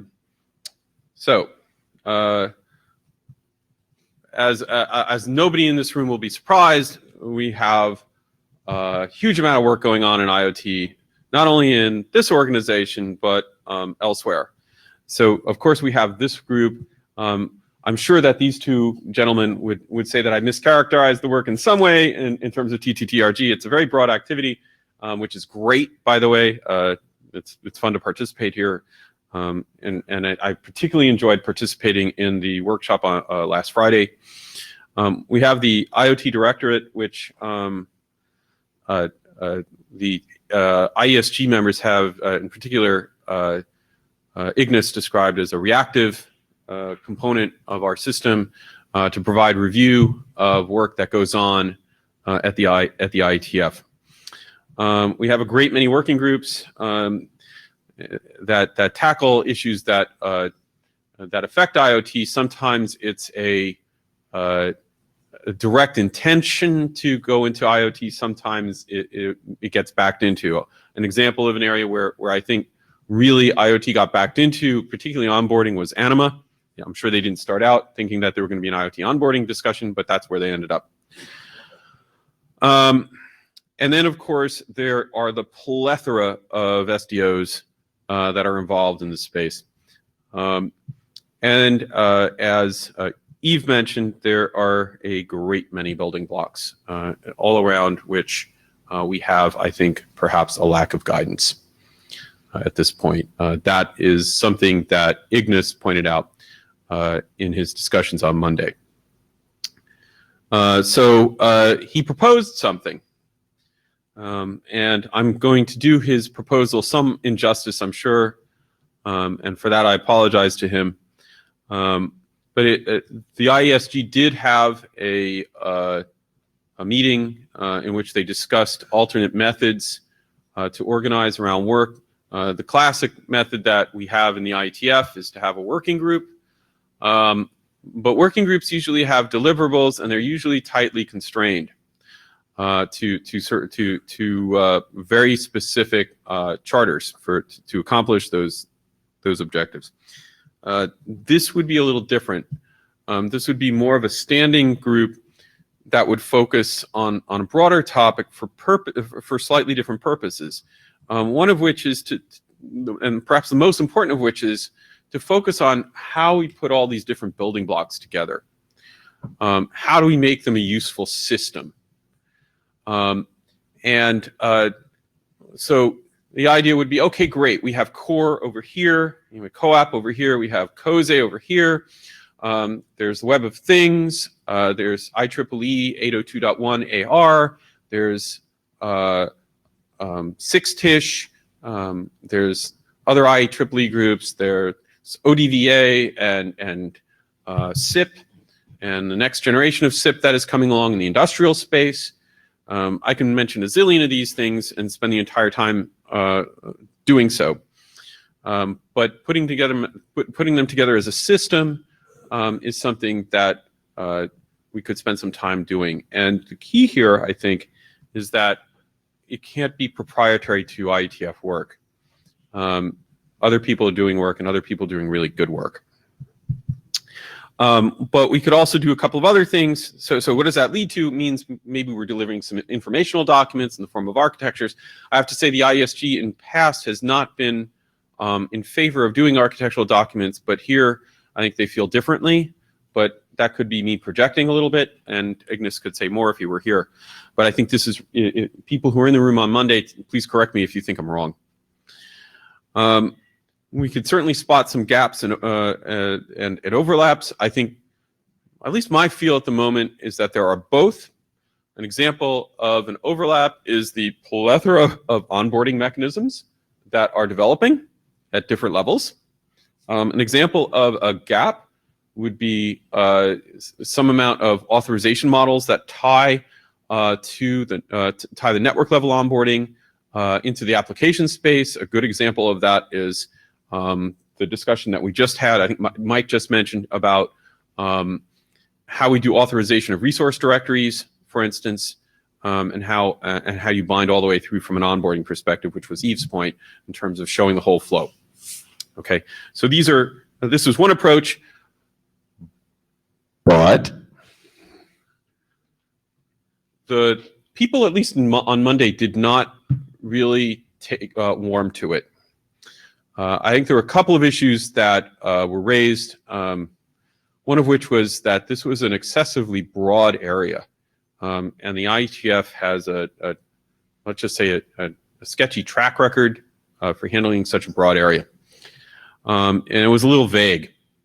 And the work that we could clearly see before us related to network level onboarding, more of that was the rest of it was a little fuzzy.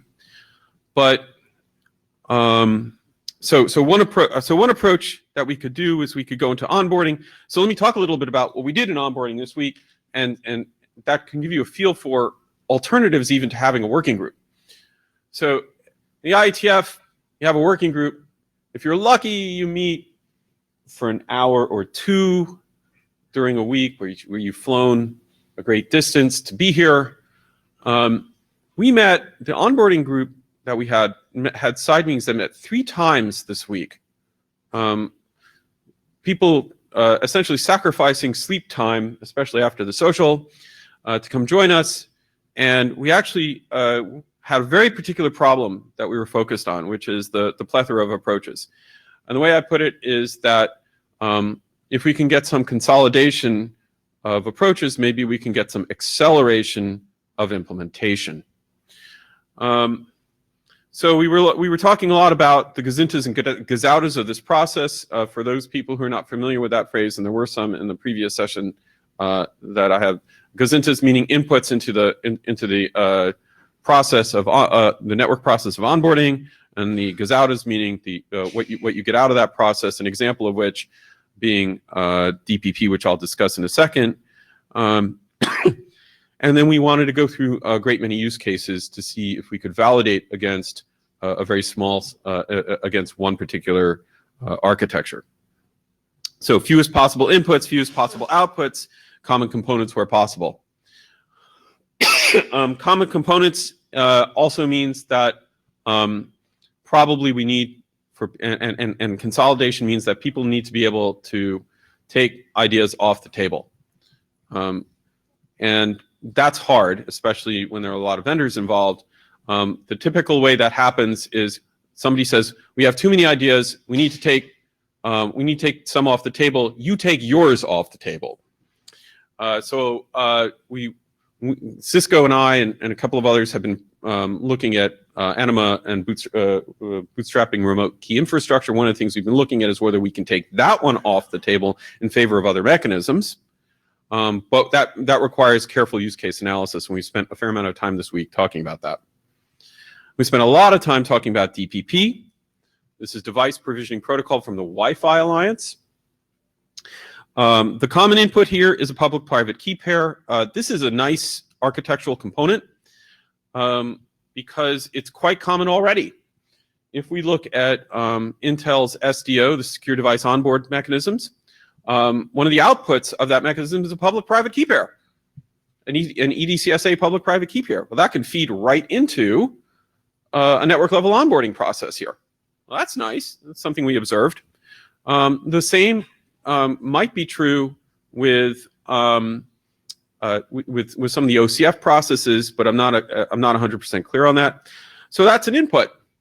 The input could come in the form of, say, that SDO output, or it could come in the form of a QR code, or it could come in the form of some other import mechanism. The output is something that is also as interesting, and it has a couple of architectural implications. The first of which is a question, which is, who gets to decide what sort of authentication is used for network and what sort of authentication is needed? I think there are a fair number of networks out there that use private shared keys as a means to use wireless. Either that is in the form of SAE, or is it in the form of, it couldn't be in the form of just a PSK that is an input to another process. Or in DPP's case, they have this other concept of a connector. DPP, what it really delivers as the output is what Dan Harkins would call a profile. And the profile can contain these various options, including the potentially for a certificate. Another nice feature about DPP is that it has a label standard associated with it. That's something that we don't want to have too many of. Otherwise, the manufacturers will just throw up their hands and we'll be right back where we started from a fragmentation standpoint. And so that's one reason to take other mechanisms off the table, is that here we have a labeling standard. So we looked a little bit then at TEEP here at the IETF. And the nice linkage between DPP and TEEP is, so for those people who don't know, TEEP is an EAP method. It has some nice features in that it has TLVs to handle a PKCS7, PKCS10 transactions, so you can get certificates, you can reprovision certificates. Using TEEP, you do this at the L2 layer. You don't have to worry about your interface having been up. If you look at a lot of the onboarding mechanisms that have been defined in other fora, usually they're a bit higher layer. And so they assume, for instance, that you're able to communicate using HTTP or CoAP, when in fact you might not even have been assigned an IP address because the network will not have authorized you yet for that purpose. So TEEP allows for lockstep authentication server driven authentication, meaning if you need a certificate, if the local deployment needs for you to have a certificate, you can say, I need you to have a certificate, please request one. So that's a nice feature. And it can say things like, I need you to reprovision a new certificate. And why would you do that? It's because perhaps, for instance, the trust anchor has changed and you want to roll the certificates onto a new trust anchor. Right? So there's some nice features for TEEP. Now the question is, how do you link DPP to TEEP? And we spent 3 days worth of time talking a lot about that. If the output of the DPP process is, for instance, a PSK, could you then link, for instance, that PSK using TLS PSK? The other side of this also is that we wanted to cover wired onboarding. We have been going back and forth quite a bit on that, and we haven't yet really landed on how that should work. But what that shows is that we have quite a number of calls still to have. I see that Ignis has walked into the room, so I'm going to give Ignis an opportunity to talk in a little while to say, and I'll just back up and review in a few moments on that. So we had a list of questions that I think we focused around on this, which was how do we re-provision, what to do for wired, what sort of credentials should be supported, and this is basically a review. So the next steps that we came out of today is that we know we need to write an architecture document. We know we need to sort wired. We have to handle manufacturer certs in this process, because one of the things we want to be able to do is detect counterfeit gear. This is something that Brewski handles quite well. It's right in the wheelhouse of Brewski, in fact. How to link PSK output of DPP to the next step, if that's TEEP or something else. That's actually, it's not 100% nailed down, but it's close. And we think that the profile mechanism that DPP has will lead to that. There's also another mechanism that was defined in a draft called EAP-MEC, which looks like it can actually be further merged into TEEP. And so there's some nice things there. So what does this mean about an IoT working group? So in the Monday meeting, I think people were very interested in focusing on IoT onboarding. So is that a starting point? Or is that something that we should just create a working group on that just sort of zooms in on that topic? I think I heard from people in this room earlier that really we have other things to talk about beyond just the network level onboarding. There are a great many, this is a very large elephant, and there are a great many places to touch it. And so there are probably other aspects that we can develop. So maybe it is really a starting point. And authorization in the resource directory is another area I think that's worthwhile. And what I just mentioned previously at the microphone about how we authorize, how we provide secured information about the network and about the device in a way that each side knows who the other is for sharing information in a way that's more confidential than it is today. It's also something that we could explore in that aspect. But it also leads to overlap with this group, for instance, as to what's research, what is explanation of the existing capabilities, and how do we drive, and I think one of the things that Ignis said was it'd be useful to have a place where we could drive work into other groups, such as how do we take the output of the DHCP working group and use that, say, in a serialization. And so that would be a good topic for such a group, I think. And of course, this needs to track across SDOs. And the reason it needs to track across SDOs is because not all the good work is going on here, it's going on elsewhere. And we want to leverage that work in as much as we can. There are certain limitations in doing so. With that, before we have an open microphone discussion, I thought, Ignis, you might want to say a few additional words. Ignas Bogdanas. Right. So apologies that I was not here at the very beginning of the session. I was not aware what you promised to the group that I will do. I said you'd go ahead and create this thing, and there'd be no further discussion. It'd just pop up in the agenda next time. Isn't that right? If maybe you want to put that slide that we discussed Monday morning at the side meeting just as a context, or did you go through that? I went through some of. I didn't go through that exact slide, but I talked through it.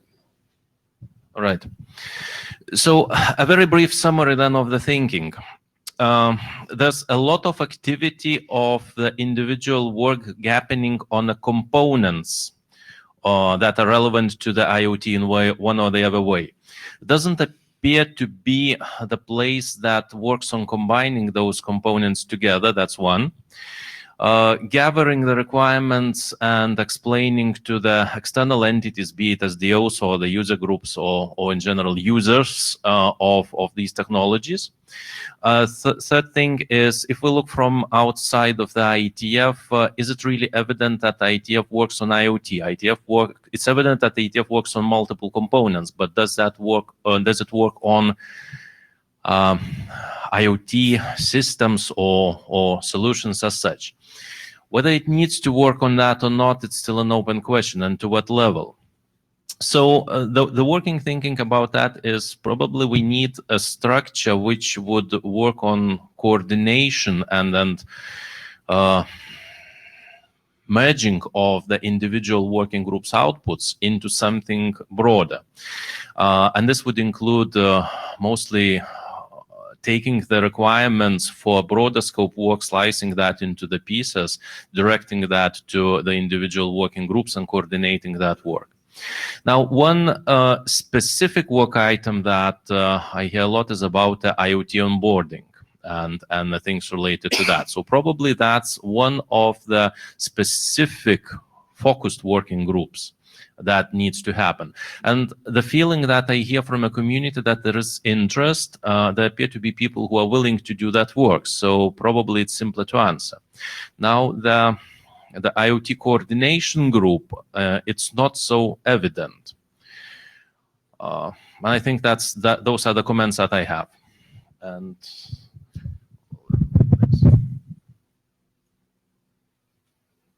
okay, Dave Taylor. So I have 4 comments on topics I've been trying to save up and not interrupt. And so let's see if I can keep them in my head, which have to do with this group, onboarding working group, website, and IoT directorate. Those are the 4 topics I'm trying to, so if I forget one, hopefully somebody can remember that. All right. So on the onboarding topic, I am all in favor of having a working group. The only concern that I would have that the working group charter or whatever would have to address, and this may have come up on your side meeting, I was obviously there in the Monday meeting, but not in the other ones, is that on your one slide that said something like too many solutions, market fragmented, can we consolidate? And of course, there's the classic XKCD 927, which comes up in that, and as long as you can convince the community that XKCD 927 won't apply, then I think the working group is a great idea to have something that's scoped to IoT onboarding. And for those of you who don't know, that's the one that says there's 14 competing standards, what do we do? Let's create a new one. Answer, there's 15 competing standards, right? So I'm all in favor of that. Thank you. Please continue. Hopefully you can do something and find a justification. That's topic 1 of 4. Okay. On external people, do they actually know that the IETF does IoT? This is the website topic. If you go to the www.ietf.org right now, you'll see topics of interest in the header at the top. One of those topics of interest is IoT. You scroll down to the bottom of the page, you see a great big thing there saying Internet of Things. And so hopefully anybody who actually goes to the website would never come away with an impression that we don't do IoT, because that's the whole point of there. And Greg has been running this thing about how do we improve the website, and so we have ideas of that. There's an initiative there that doesn't require a working group to improve that visibility. Thanks to Greg and anybody else involved in that, and please continue that. That's for the external visibility point. Let's see. This group. So some of the topics that you mentioned or some of the discussion from Monday that you were summarizing, giving an accurate summary of, was do we need a group that has perhaps no constrained charter and does more broad things, including gap analysis and coordination between SDOs? I think the thing-to-thing research group is doing a great job of that, especially because there's so many people in this room that are working group chairs and editors and documents. I think we have a great group for that. I don't know if we need to compete with this group, because if it ain't broke, don't fix it. I like what you're doing in this room. Please continue. And then my last topic, what did I say? Internet Area Directorate. Some of the other coordination, which is different categories. Another ones is the Internet Directorate does have some of that role too, of doing stuff across working groups. That's the 4 things that I came up to say. I don't know if I'll have more given the rest of the mic line, so I'll go away now. Just to clarify, you said IoT Directorate or Internet Area Directorate? We have both. I was referring to the IoT Directorate, but yes, we have both that have different roles. But for the coordination across, say, working group chairs, because the IoT Directorate not only coordinates across SDOs like this group does, but the chairs come together and report out all that they know about what other working groups are doing on a more regular basis. And so those calls are what, monthly, bi-weekly, something like that. That we have calls where we report out, this is what OCF is doing, this is what OMA is doing, and so on. So some of that is going on right now within the directorate of sharing information across SDOs, but that's primarily between the working group chairs. This group, thing-to-thing research group, is the one that does it across the global community. Just a quick comment. Let me put, for a while, my IoT directorate chair hat on. So yeah, what Dave said, we have this coordination across the groups, and maybe what we have had so far in the directorate is that those calls have been closed. It's only for the director members. Maybe one thing what we could do here is have that alignment reporting calls open for everyone. That could be one way to go forward, since we already have this activity of reporting. On the frequency of those calls, it's basically once before the IETF, usually after the deadline before the IETF, we have had this one call where we go through all the groups and get, basically the chairs report what's the main things going on, what are the things that require coordination. That could be one potential way to get more of that activity more widely available. Yeah, let me just add one comment about coordination within the IETF. And in particular, where I think this group probably separates out a little bit. And it could be that we just want to evolve this group into something slightly a little bit more bound to the IETF, actually, which is that we have had numerous instances, I think, particularly with onboarding, but I'm sure it's happened elsewhere too, where different mechanisms are spawned in different working groups very early on. The director didn't see it until very late in the game, for instance.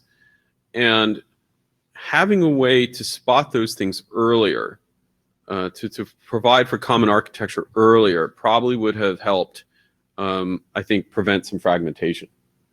So I just add that as a comment. I think Mohit, you're next. Hi, Mohit. So I have been around the IETF now for 4.5 years. I have been attending all the meetings, and this is my view of things. So if I go to a BOF, people are all excited. There is 100 people in the room, and yeah, hum if you want to form this working group. The working group gets formed, excellent. But when it comes down to doing the things, I don't see anyone. Like, there's only maybe 2 people driving the things, no people reviewing.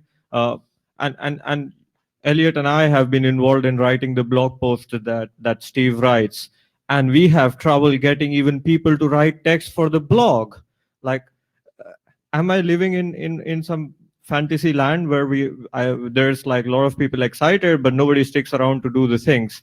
So we have experience of this on several occasions where people don't show up to do things. I mean, look at T2TRG. There is plenty of time to present new things, but who are writing the drafts and bringing it to the T2TRG group, right? I think this provides an excellent opportunity to get feedback from a diverse set of people, but who is making the effort to do that? So before we go around forming new working groups, whether they are coordination groups or new working groups on onboarding, why don't we bring those things here and try to like get feedback here and see, like, if this is not sufficient, maybe then forming a working group might help. I had couple of more things, and then let me stop you just on that one. Please let me finish, and then you can address all my comments together. No, I don't want to do that, Mohit, because I won't be able to keep them in my head. I have notes, so I request you to take notes as well. Yeah, but I don't. So just stop for a second. And the only comment I wanted to say was, for IoT onboarding, we've had 3 meetings this week with, I'd say, 20, 25 people in the room for each of the meetings. So we have probably, I think we're seeing a pretty consistent interest. And it's not, the goal there, I don't think, is to come up with a new standard, right? It's maybe a little bit here and there, but mostly to leverage the existing standard. So in that case, I think we have enough interest to move forward. All right, go on with your next comment. Disappointing. Anyways, so we at the IETF build building blocks, right? And we let people to choose that. Maybe we want to change that. I'm not saying we should always, this is something that's written in stone and we should never like try out new things. But like, there is Lake, the working group on lightweight key exchange. There is Compact TLS. there is IPsec, there is TLS. We have so many security protocols. We don't go and tell VPN providers to use IPsec and not use TLS or one or the other. We let them make the decision for them. So what I'm afraid also here is that if we start doing system architectural components documents, we are making the decisions for people, whereas we should let them make the decisions for themselves. So that's another point I think I wanted to make. I took notes as well, so let me. Okay, Mohit, if you can be brief, we have only 5 minutes session left. Sure. Yeah, maybe I will conclude by saying bring the documents to T2TRG, whether we want to have a focus working group on onboarding or whether we want to have more general, broader thing on IoT and systems. I'm not saying no to it. I just think like there's plenty of time in T2TRG to do a slow start here. I'll just point out that there isn't because we're just about out of time, by the way. Okay. So, Eric Nordmark. I mean, I think that on the IoT network onboarding, and I say network onboarding because I think that's been the focus of the work to date, right? That sounds like engineering and something that people can put together in a focused working group. There is a question about when you talk about onboarding in more general, right? What resources do I get access to? Who does this device actually belong to? Does it belong to Eric? Does it get access to the video camera at the door, the thermostat, whatever in the house? That might be a bit more research here. I don't actually know, right? We've done some of that with MUD, right? Yeah. But so we've already produced a standard there. But it's not the manufacturer that decides who can access the camera at my front door, right? That's me. Mm-hmm. But how does the device belong to me? Well, I can come up with schemes, but it's not obvious that there's one answer, and it could be different for different domains as well, different use cases, right?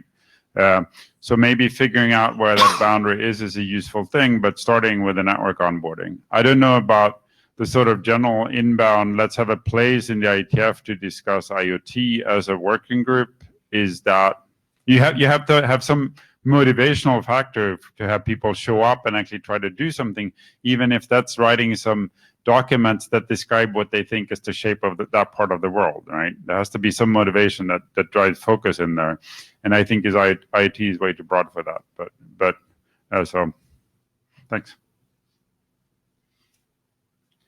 Michael Richardson here. So I mostly agree with Mohit. We should probably make more use of T2TRG. I would particularly like to know the Friday schedule, pre-meeting schedule, at least 4 months in advance so that I can adjust my other Friday pre-meeting schedule people around.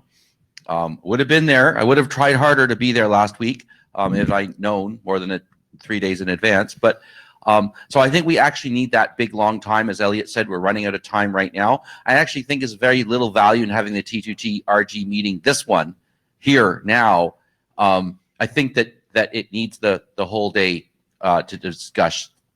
The second thing is that I think that T2TRG has been focused on particularly like wishy type things like McCool's and Kostek's presentations earlier, and while I find them fascinating, I'm not a participant in that. I think we need to branch into other bigger things, and I think this is the way to do it.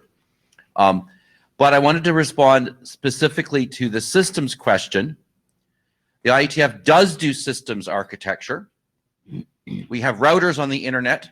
They're stupid, and we thought they were, and we have endpoints, and that's a systems things, and the internet doesn't operate without the fact that there are routers that move layer 3 packets around. And the problem we have in all of the onboarding system proposals and the pushback we get, as Eric just alluded to, how do I onboard, what do I onboard to? We have not described a systems architect that says that a network owner, including a homeowner, will have a thing that onboards devices. That's a system level decision and we're getting pushback on that. Even in the enterprise space, Elliot, it's hard to convince them that they need to have a registrar or an AA server or a whatever. It's like, how can I get around without that? Please redesign your protocol so you don't need one of those, right? Mm-hmm. And so we need to have and other groups are looking to us to describe an architecture for how that works. That's a system level description. And once we say that there will be a foo where you join things together, we can argue about the engineering question of whether it's radius or diameter or Brewski or this or that, or maybe it's all of the above, right? Getting the system to host that installed is the hard part. Teaching it to learn new protocols is probably relatively easy. Yeah, I'm just going to comment on one thing that's somewhat pedestrian, I suppose, in response to Eric and Mohit as part of this, Michael, which is anytime you want to form a new working group, I think of any form, there should be a couple of drafts floating, at least one draft floating around, probably a couple of drafts floating around. And so just to give you an idea, one of the actions we took out of all the meetings that we had this week is that we do need an architecture draft for how these things can fit together. Mohit, that doesn't mean that is the only way things can fit together, but that it is at least one way that makes that is sane. So with that, please. Okay, two comments. So one on the architecture idea, and the other one on the T2TRG. So I think there is a interesting balance between having a systems view and doing all the architecture specification or standards watch activities that you mentioned in the beginning. So all those components that you mentioned, I mean, these are not really complementary components. This is a bag of things that you could pick one or the other and combine them in different ways. And so as a maybe example from a different technology field, I mean, there is certainly there are things going on outside the IETF, as you mentioned, and so what other groups do quite often is that they build something like reference implementation, reference architectures, quite often in what used to be called forums or these times open source projects.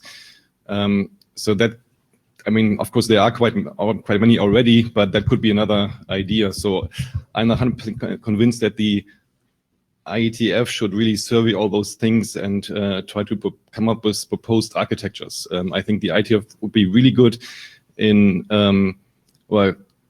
enabling, say, a group of companies or institutions to work on very specific things, and they don't even have to fit together. So not everything we do in the IETF has to fit together into one system. So that's, I think, not really necessary. The other thing is thing-to-thing RG. So there seems to be some utility in this, little updating what's going on in the different groups. On the other hand, I mean, this is the IETF. We shouldn't forget that. I mean, this is also a place for research. So I'm not sure it's a really good idea to develop this group further to a coordination or surveying activity. Mohit, we are already over time, so I won't make any long comments. I was reading through my notes and I got distracted because Jaime sent me a telegram. I agree with you on the lack of participation, 100%. I think one final comment, we have bigger problems to solve before we go around making an onboarding working group. Can somebody tell me the difference between onboarding, or Brewski calls it bootstrapping remote key infrastructure, or you mentioned DPP, which is device provisioning protocol. So what's the difference between provisioning, onboarding, bootstrapping, configuration, initialization? I think once we have that sorted out, maybe we can actually move on to onboarding.